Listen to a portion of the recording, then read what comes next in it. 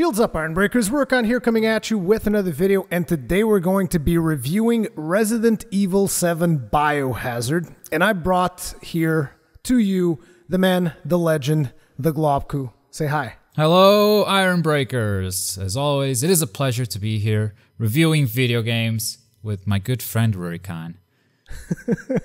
Okay, so you played this in regular mode, so like on a TV, right? Yes, both PlayStation 4 and PlayStation 4 Pro, there's not a big difference. So it's neglectable. We don't need to talk specifics about those two differences. But you played in VR. Oh yeah, I played the whole thing in VR. I usually don't play these kinds of games. It was almost like a dare. I was doing a Conscast Live and some people were saying, you should totally play Resident Evil 7. And I was like, well, if I'm going to play Resident Evil 7, I'm going to do it proper. I'm going to play it in VR, blind, and let me tell you, if you're a first-time VR user, I would advise you to play this game on easy, because I played it on normal, and yeah, sometimes there were a couple of situations that were not the easiest things to deal with. But anyway. Yeah. I would recommend playing this game either way. So even if you don't have a VR headset, which I've heard, wonderful things about the VR version of this game, and we'll get into more detail further in. But I would say either way, I would probably recommend this game. Yeah, I would recommend it as well. It's not my kind of game, to be completely honest. I usually don't play horror games because, I don't know, it's just not my personal taste. But after playing it, I have to say that I thought this was a fantastic game overall. Yeah. My personal opinion, as someone who doesn't even like this genre all that much. Mm-hmm. So that should say a lot. But as per usual, we're going to be starting our review with visuals and animation. So the first thing I got to say about the visuals is that they are incredibly atmospheric, particularly if you're playing in VR mode, which again, we'll get further deep into the VR thing. But what did you think about the visuals in regular gameplay? It was one of the best looking games that I've played recently, definitely. The definition and almost the gore and uneasiness that the visuals conveyed, it was top notch. And textures were just really high res, and the whole thing, shadows worked perfectly as well. Character faces and animations, everything it's a really good looking game. Really good looking. Yeah, I think that these visuals achieve exactly what they intend to do, which is basically, like you said, that feeling of uneasiness, like you're even just staying in one location anywhere in this game and just looking around, there's uneasiness all over the place. Sometimes it's even by sound, but now we're just focusing on visuals. But just looking at stuff, looking at walls, there's always a certain element in there, whether it be a piece of flesh or something, or just even the rotted out wood in the walls. Everything just makes you feel very uneasy. You only really ever feel safe whenever you see that tape recorder. That's the only time you feel safe. Safe room, and take a deep breath. And let's get back out there. Though you could use those, well, not to get too much into gameplay, you could use the safe room to cheese some of the enemies in that game. Oh, yeah, just straight up. Not just the safe room. There's a lot of stuff that you can kind of do to cheese a little bit, but we'll get into that when we get into gameplay. And there's a good variety also in the visuals before we move on. That, it started in the mansion, and it's kind of this place that seems like it's ready to fall apart, but then there are other environments, like even outdoors, where you don't feel as claustrophobic. It's still scary because you feel like enemies could come from anywhere. You've got other places that are uncomfortable in different ways, and I think the visuals achieve exactly what they mean to achieve, as you said, in all these different situations. It's a really impressive game visually.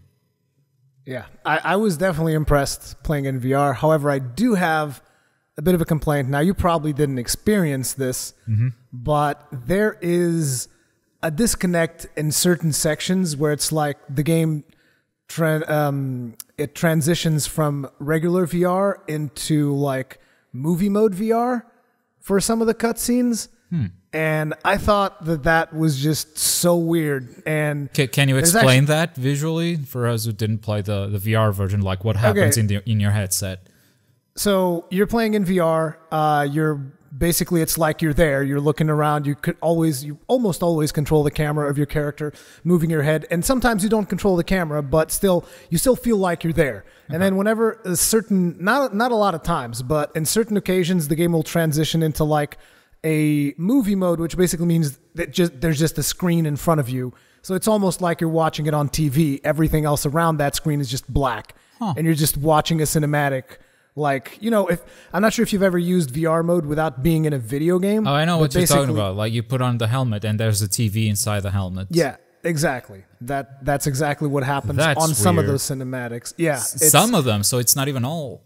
No, it's not all of them. As a matter of fact, a big portion of the game is like whenever they would do seamless transitions, which is why when they did these transitions into like regular cinematics, it was just so jarring. And it was particularly immersion breaking for a section that I can't really talk about because it's very near the end of the game. But basically something happens and you're in the middle of the action and they just literally transition this into a cinematic, which I'm assuming most players probably thought they were still in control of their character, players who weren't playing in VR. And I was just like, well, there's nothing I can really do. I'm just watching this movie now. So it just like... It was very frustrating when it did happen. There's one that happens right at the start, like when you're watching the cinematic of the car coming in, you know, just driving the car through the road. Like that is just straight up a 2D screen, which is okay because you're watching it from above and whatnot. It's not really super immersive. But then it actually zooms into the inside of the car and it's still a 2D thing. And you're just like, come on, you know. But the one part that happened near the end, just like really, I was like, come on, man. That's just like broke immersion completely. I would be okay with that if there was some in-game justification. Sort of like you have those tape sequences. Yeah. And if you could watch those like that, okay, I'd understand it. But the way you're talking about it, it just kind of happens randomly. You don't really know what to expect from the next cutscene. And it might be a good one or it might be that. Yeah, I almost wonder if it's because they felt they might have had those rendered in VR and probably throughout QA or something, people were getting sick during those because, as you know, there's a big deal about people getting sick in VR. And I have to tell you, this game actually does an amazing job of preventing you from getting sick. Like the fact that I hadn't played VR in months and then I just jump into Resident Evil and I was able to just flat out play for a straight hour without getting sick, I was impressed. I was very impressed. Because like usually I will play a game like this in like 10 minutes and I'll be like, oh, I don't feel so good. That's usually what will happen. And in Resident Evil, they did a really good job. They do some stuff that helps you feel more comfortable. Like for instance, whereas in when you're playing in TV mode, you use your right stick and basically it rotates the camera. That is one of the things that makes people super sick in VR. So the solution they used in Resident Evil is they turn the camera in increments of 30 degrees. So instead of having that smooth turning, it just like, it's almost like tapping and you turn 30 degrees left or 30 degrees right, which makes it a little bit harder in some occasions where it's just like, I just want to run away. And you're like, tap, tap, tap, tap, tap, run, you know? But throughout most of the game, it actually makes it a lot more comfortable. Like I tried turning that off and having smooth camera turning, and I was sick within 5 minutes. I was like, nope, not doing that. Forget about that. Right, but it's an option, and each player is going to prefer different things, I guess. Try out and see what gets you sick and what doesn't get you sick. Yeah, there's lots of options. They have like a wireframe thing they'll put around you to make sure that you don't get sick. They have the camera turning. They have how fast your character actually moves. You can control how fast he moves. I'm assuming that also tweaks values for your enemies. I'm not sure if that's the case or not. That's really weird, yeah. Because if that doesn't tweak values for your enemies, then things could get really weird. By the end of it, though, I was running at normal speed, but I was still turning with the 30-degree intervals because... You know, camera turning is still a very touchy subject when it comes to VR. Which is probably the footage that you're showing right now is that 30-degree camera turning stuff. And it doesn't look great for a spectator. It doesn't, but let me tell you, as a player, it is a hell of a good way for you to be comfortable while playing the game. All right. But that's what I wanted to get across, is that you seem like you really prefer it this way, and for us watching, it's like, this I don't want to play this, but but you got to like, try it, right? You have to try it yourself, basically. Like you might think, oh, that looks really dumb. It's like when you're playing it, it's fine. There's no really problem. Dumb. I probably do a lot of times. Yeah. So let us continue onwards. That's our take on visuals and animation. I don't really have a whole lot of criticism there. There were a couple of occasions where I noticed that people were saying that that was because of textures loading in, because if you're running through the map, since there's no loading screens in between areas, if you're running through the map, sometimes textures will be loading. So they will load in, at least in VR mode, they will load in at like a lower resolution. And you can see that. You can instantly spot, whoa, this is a lot lower resolution than previously. And then it adjusts and it becomes sharp again. That's something that I've noticed, but that might be minimized like if you have like a hybrid drive on your PS4 or something, or maybe even just a flat out SSD. But yeah, that's the only real thing that I would have to point out towards visuals. Because other than that, visuals are fantastic and they did a really good job pretty much all around as far as I'm concerned. As a matter of fact, let me tell you something. Oh. When you're running away from Jack, Okay. and he grabs you in the head and like turns you around, because he does that, right? Yeah. And dude, when he does that, I'm surprised they were able to achieve that effect in VR without me getting sick. Because like I think if any other game that I've played in VR before that just did a 180-degree turn on me like they do with Jack, I'd just be like, nope, that's it, I'm done. So the fact that they were able to get that part right, I was very, very impressed. And I got to be careful what we talk about because I don't want to spoil. I just said Jack grabs you and turns you around. Well, don't worry about that. It's not a spoiler. I don't think that's a big spoiler. Either way, yeah, that's visuals. Let's talk about sound and music. So I thought the sounds themselves were amazing, very much like the visuals. They were very atmospheric. You're always listening to something, whether it be the wood creaking or the sound of bugs or the sound of just like, you know, squishy stuff. I don't even know how to describe it. It's like you're just constantly listening to that. And again, it just builds tension, constantly building tension. The house is falling apart, man. And I keep telling you, it's a big part of what makes you uneasy through that whole game. It's just these little sounds, this little violin that kicks in whenever there's a moment with higher tension. I don't know, the squishes. I'm uncomfortable playing that game the whole time, but that's what you want out of a horror game, right? And yeah, the game made me uncomfortable. Like, I mean, some games have achieved that in the past, but the atmosphere in this one was really, really good, really strong. And I think horror game fans, they can't afford to be picky because there isn't that much out there, you know? I mean, there's a ton of horror games, but not a ton of not at good this level. horror games. Yeah. So this is, if you like that sort of atmosphere and the sound plays a big part in it, this is a must play for you. And another thing about the sound is like, not only was the music good to convey the tension constantly, like you were talking about the little violin and stuff playing when stuff is happening, it is also very important because it alerts you that something is happening. Yeah. Where, you know, sometimes you're like, oh, I'm safe, I'm perfectly fine. And if a monster was just to show up and kill you without any warning, that would be kind of unfair. Resident Evil 7 is actually really fair in those types of situations because, like, it will make sure that you're aware that there's something coming to get you. You know, sometimes stuff will show up and it will be like kind of like a jump scare. And you're like, oh my God, what the hell happened? But if you are in danger, the game does a good job of letting you know, hey, by the way, you're still in danger, so you better be careful. You better watch the fuck out. Yeah, definitely.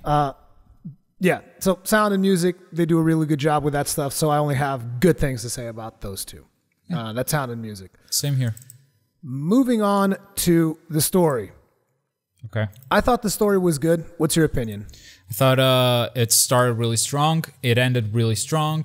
There's some stuff in the middle that maybe not so strong. But I think as far as character development, it's really good at presenting the main character, which it's good because it doesn't explain much and lets you relate to that character a bit more. It's good at presenting the girlfriend, which she shows up right at the beginning, and all the antagonists, especially all the antagonists. They have very defined characteristics, they have very defined personalities, and you immediately know what type of maniac you're dealing with in each situation. That's, I think, was the strongest point about that story. It was just how they presented those characters and how they immediately conveyed, this is what these guys are. You understand this. You're fucked, but you understand this. So it had a really good payoff also at the end. I really liked it. There's some stuff in the middle that maybe I could do without, but overall, don't come into it expecting, you know, something super realistic, because that's not what Resident Evil is. You know, it's never been. It's about zombies. You've heard all the tales of Umbrella Corporation, and there's a little tie-in with the previous Resident Evil games, but that's at the very end, and that's a spoiler. So. Yeah. But yeah, it's somehow tied, but most of the game behaves as its own. It's very much its own story. thing. Yeah. Yeah. And a good thing, you were talking about character development, and you were just saying that, like, when you start interacting with those characters, you start figuring out what each of those characters is like, how you're going to have to deal with them. Each of them has distinct personalities and different ways that they interact with you, which is a very good thing, which provides them with a very different environment and very different types of horror that they can shove in your face, which is going to hit different people in different ways. Like, there were certain parts of the game did not faze me at all. Like, sure, it's horror, it's whatever, but I was like, whatever. And then there was one specific part of the game that I'm not going to be talking about. You can say a code word. Like, for me, the most uncomfortable bit was the cabin. That was, for me, I can't deal with that type of horror. Like, the cabin I think it's the same thing for me. Yeah, okay. I think it's the same thing for me. Little dolls hanging out, right? Right when you go in. No, well, it's not the dolls that bother me. Yeah, it's not the dolls either. I'm just saying, when you go to that location, you got the little dolls hanging out and stuff, right? I think so. Yeah. I know what you're talking about. Yeah. Yep.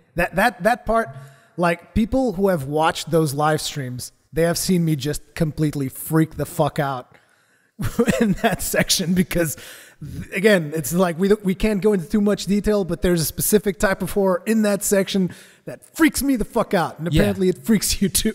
And that's also what's so good about Resident Evil. It takes you through different types of horror, right? Yeah. And some are going to get to you more than others. And you reckon it's not doing anything new. Like, you've played these tropes before in other games, probably.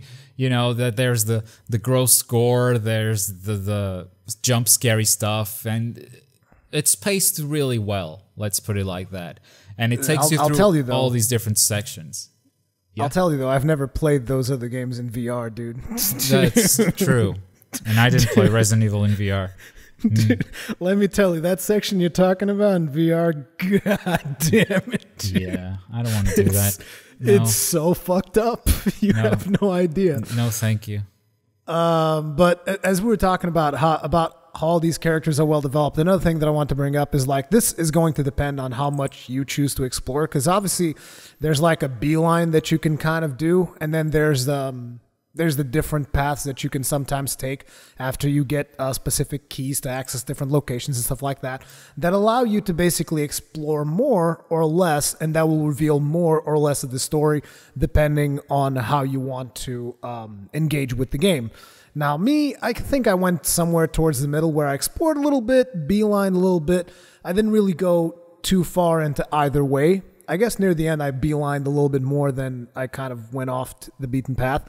But going off the beaten path will often get you, like, you'll find a little bit of paper talking about a specific character, or you'll find a picture that shows a specific character in a context, and you will understand more about that specific character. Like, I really want to talk about one of the examples that I had in the stream, but it's going to be a spoiler. But let's just put it like this. If you want to know more about the Baker family, who are supposedly the main antagonists throughout most of the game, if you want to know more about them, you should definitely explore the hell out of the house. There's a lot of bits of paper with more information about their background, which will reveal a lot more about them than if you just go through the main path of the story. There's going to be a lot of stuff that you might not even understand. Yeah, and not only that, but there are also weapons that you can get a lot earlier. Usually you'll get all the weapons throughout a playthrough, but sometimes you can get them a lot earlier by exploring these paths that are not the main thing but you solve these other puzzles and you backtrack a little bit. So don't feel too bad if you don't want to do it. If you're not that into the lore, don't feel like you're missing out, because you usually get that stuff later on. But yeah, if you want to dig in more into the lore, and I think it's worth it, 'cause, I don't read a lot of logs and diary pages and stuff like that, but I was interested in this Resident Evil stuff. And also there's collectibles, like straight up dolls that you break if you wanna collect those. And there are coins which are used to upgrade your character. You know, the upgrades aren't mandatory, but they do make your life a lot easier. So straight up. If you want your life to be easier, explore, basically. I wasn't even aware that the coins were for that. Someone actually told me, they're like, dude, you can totally put the coins in those things, and then I was like, oh, okay, because I had no idea what the hell that was about. But yeah, there's a lot of upgrades that you can get and stuff. And yeah, like we said, story is good. There's a payoff. There's some stuff in between that might feel a little bit like filler, which I guess is what you were talking about. Yeah, especially at the end. Like the final third of that game is definitely a lot weaker than the first 2/3. I really enjoy that mansion a lot, and I like the payoff at the end of the story, but I feel like they dragged it a bit. That game could have been shorter. I didn't like even gameplay itself. Like, it got a lot weaker. It lost some of its horror elements, because a lot of the game is hiding away from an enemy you can't defeat, right? Sort of like the amnesia feeling. There's this guy that you can't even see, but you gotta stay out of sight, otherwise you're gonna die, he's gonna kill you, and all that. But and that a lot of this game is that tension, that trying to solve puzzles, trying to move on in this mansion, trying to figure it out while trying to hide from this enemy that you just can't kill. You just can't deal with him. And at the end, it kind of loses this horror element, and they give you a lot of tools and becomes more of an action game in some ways. It's still a horror, but it's more horror action. There's a lot of shooting and stuff, and I don't think it played to its strongest parts, that final third. Yeah, I mean, there were definitely some good sections in that final third, but there was also a lot of that, like you said, a lot more action-oriented gameplay, which I guess there's always been a lot of action in Resident Evil games. Basically, there's always been that shooting element. And by the way, guys, at this point, we've kind of shifted from story and we've kind of naturally progressed into gameplay. I just kind of felt like I should mention that. So we're going to be talking specifics about gameplay now. Mm-hmm. But yeah, throughout most of the game, there's a lot of that mechanic that you were talking about. There's an enemy you can't kill, which, let me just tell you, I'm not a fan of that mechanic at all.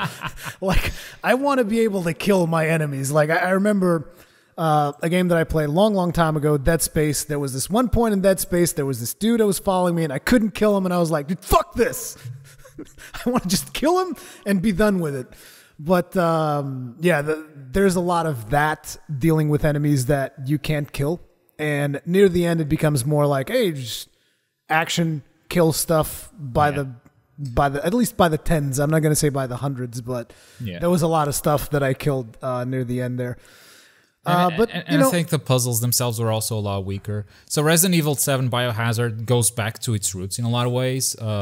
You know, it kind of looks like the first Resident Evil, in which you have to find this weird shaped key to open this weird shaped door. You know, and there's a lot of puzzles like that, a lot of finding keys and seeing where they fit sort of deal, and inventory management is a big thing in that game, and I think they did it really well. But even the puzzles in that final third there's always some backtracking in the beginning, in the mansion, but even that final third, it had too much backtracking, too much going up and down, you know? The design is not as good. And I, kind of like you said, I mainlined the end because I was not enjoying my time with it at that point. Yeah, so that's kind of where we land. I think we both agree a little bit on that. I mean, I wasn't as turned off by that final section because, in a way, it also felt a little bit good to let off some steam near the end because, like, you motherfuckers been chasing me this whole goddamn game. Now it's my turn. I just wish there was more shotgun shells, dude. I'm such a badass in that game with a shotgun. Number one. Like, you can't fuck with me if I have ammo in that shotgun. But yeah, apart from that, I think the game was pretty solid throughout, and I think the payoff that you get at the end is really good. And as a matter of fact, like one of the characters that you'll see at the end that you will most likely recognize, that was also kind of interesting, which is the way that they linked it to other Resident Evil games and stuff. Yeah. But the big payoff, the big reveal at the end that we can't talk about, like, I thought that was impressive. I didn't see it coming. You kind of saw it coming. I found some notes towards the end that sort of led me to think, oh, they're going this way. I found those notes as well, but I didn't see it. I still didn't see it coming. Okay. Yeah, I mean, it was. I figured it out right before the actual reveal, so it was still very impactful. Yeah. There were a couple of things, though. You were talking about inventory management. I was actually not a big fan of the inventory management part because, like, your inventory is extremely limited. And for instance, this is not a spoiler, but like when you pick up a key takes up a slot in your inventory, for instance. Yeah. And I'd be going through the game and I would be wondering, am I going to need this key now? Am I not going to need this key? Should I take this key with me? Should I not? Should I take the pistol, the shotgun, the burner? What should I take with? You know, I was left in that, and I would always be like, oh, well, my inventory is full now. Got to run back. And then there were several situations where I was just like, okay, I'm going into this area now. And I would get there and I was like, damn it, I forgot that one item that I need. Time to go all the way back, find one of the boxes, grab the item, come all the way back. So, yeah, I mean, I think right at the middle of the game, my inventory was just way too full, and I'm a hoarder by nature. So it's like, I was like, what am I going to take with me? I don't know. I don't know what to do with all this stuff, you know? So maybe it's because I never ran into a situation where I had to absolutely backtrack to grab an item that I didn't have with me that was preventing me from moving forward. I definitely missed some items at certain points. Like, I should have brought this. It would make my life easier, but it wasn't like mandatory to have that in my inventory at that point. Oh, so you actually left stuff behind? You always have to leave stuff behind. Dude, I can't do that. Are you kidding me? I'm a hoarder, dude. I see the shiny. I need to take the shiny. Right. It's just like, there's no way. I think because the inventory is so limited as well, it also makes you think, and it's another thing that adds to that feeling of being uncomfortable in that game. It's I don't have everything that I want to have at this point, you know? I might run out of ammo at any point. I don't know if I'm going to have an enemy, and if I need to shoot him, that's the last bullet, you know? I decide to bring this bullet in case an enemy shows up, but God, I hope no one shows up. And because I brought this bullet, maybe I could have brought more first aid packs, and I didn't, you know? And now, here's a surprise boss fight. I'm fucked. And also always thinking about, oh man, should I use this ingredient to craft more bullets, or should I use this ingredient to craft another med pack? Yeah. Like I ran into that multiple times because there's a crafting system in the game that allows you to craft a lot of stuff, but basically you have to pick and choose, and you're left a lot wondering, of the materials are the same to craft the different items, and it's okay. And every material is always going to feel rare to you. Every time you find a chem fluid, you're so happy. I found a chem fluid. I can finally make something. But sometimes you need first aid packs, but you only have a chem fluid and gunpowder, which makes bullets. So do you use that and get more bullets, or maybe do you try to move forward with those two items in your inventory in case you find an herb, which then you can craft a first aid pack? And it just keeps asking you these questions throughout the whole game, and I think I think that's inventory management done right, because it becomes a main part of your survival in the game, and it's not a nuisance because you have to actively think about that stuff.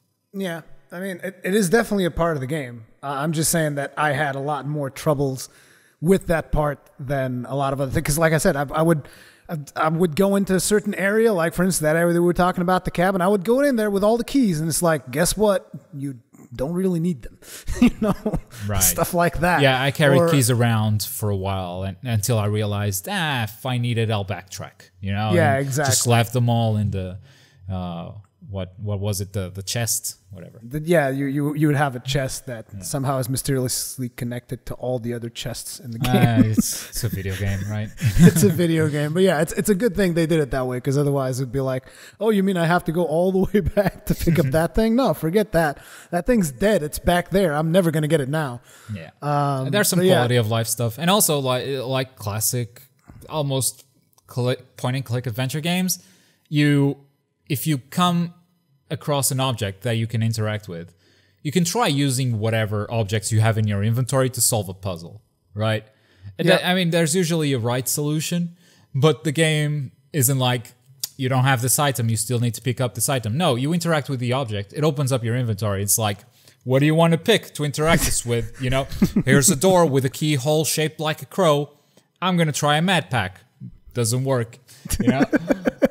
Yeah, I like that it's sort of directionless that way too. And yeah, it's just like, hey, you want to try it out? Try it out. Do whatever. Go wild. There are some puzzles that utilize shadows, and they actually put the model of any object that you have in your inventory, and hey, try to match this shadow with this object that you picked up. Oh, I didn't know that you could put any object in your inventory. Yeah. That's cool.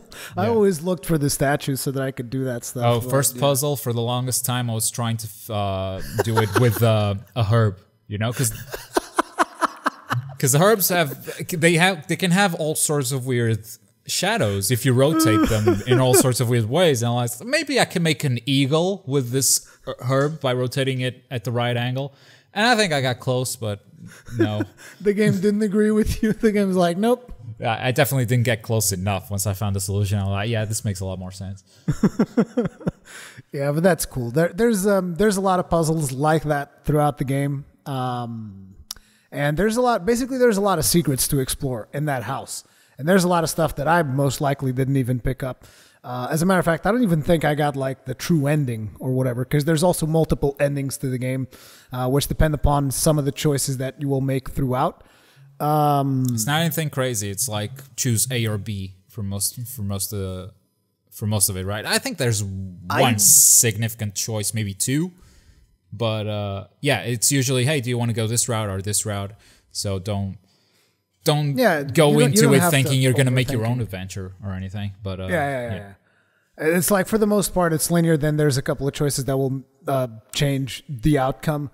But I also think that there's a lot of stuff hidden in the game, like probably a lot of tapes that I didn't pick up. You know, those sections are awesome. I really like the tape sections. Yeah, the tape sections are cool because you're like, well, there isn't really any risk, you know, involved to my character because he's safe. You just feel like you're watching something. Like, it's still tense, but your character is learning what he's going to run into next. Because usually the tapes, they show some aspects of the next area that you're going to jump into. So it prepares you a little bit. And even the tapes, they're all full VR, like full immersion. You go into the tapes as the character, you play as the character in the tapes throughout the thing. So that part was also cool. As they should, yeah. But yeah, that's Resident Evil 7. I think, in my opinion, anyone who is into horror games should definitely try this game. Anyone who bought a PlayStation VR should definitely try this game, because this is, I think, one of the best VR games I've played so far. Like, just in terms of the sheer quality that you got here, which is a full-fledged experience. I think I spent like 10 hours playing through this game, and I could have spent a couple of more just like exploring stuff that I didn't explore, maybe watching a couple more tapes, finding different weapons and stuff like that. I could have spent more than 10 hours with it easily. Yeah. And the quality of the features, like how they're able to get you to go through this world, which has a lot of gore and a lot of disgusting stuff on it, and still not make you sick, is impressive.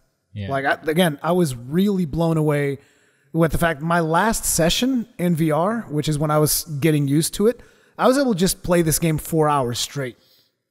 Wow. Just straight up 4 hours in VR. Never done that before. I was really surprised. And I wasn't even that sick when I was done. I did feel kind of dizzy, though. I felt kind of dizzy for the rest of the day after I did that. So maybe not the best idea to play 4 hours of a VR game. Gravity is different in VR, so when you come back to the real world, man, if your body feels different. Yeah, dude. I think I played. It was weird. I think I played all the greats, all the great horror games of late. Outlast, Alien Isolation, Soma, Amnesia. You know, and those are all great games. I think maybe Resident Evil 7 is my favorite amongst those. Not to, you know, bash the quality of those other games, and it's more of a personal preference kind of thing. But just so you know, it's on par with those titles. And again, horror fans, you really can't afford to be picky because there aren't that many horror titles of this quality. And so this is a great Resident Evil game. The other horror title that I've played before this was Until Dawn, and I really liked Until Dawn. Yeah, that's good. Yeah. I don't know which one I would like better, this or Until Dawn. Well, Until Dawn is more of a make your own adventure kind of thing, right? And, Until Dawn is very different. These are two very different games. You shouldn't even be kind of like comparing them. I don't think Until Dawn has that atmosphere. You know, it's oh, more it like doesn't. You're afraid of the consequences of your choices, but you're not afraid of being there in that moment. I think that's because it's like you don't have a character, so to speak, in Until Dawn. You play with all these other characters. I don't care if they die. in Resident Evil, it's like, no, you're Ethan, dude. You're in there. You're in there. And you have to deal with everything that's happening. And yeah, that is it's really good. So again, I think it's a glowing recommendation from both of us. Absolutely. Pretty much. With the caveat, like we said, expect the last third of the game to be not as great as the previous 2/3. I still didn't think it was super terrible, but you know, there is a little bit of a downgrade in quality in terms of what you can expect from it. But other than that, just like straight up solid game, and even in VR, which is impressive how it's able to do such a good job in both regular mode, I don't even know what to call that now, and VR. Does it have 4K on the PS4 Pro? Just out of curiosity. I don't know. I don't have a 4K TV. I didn't test it. Okay.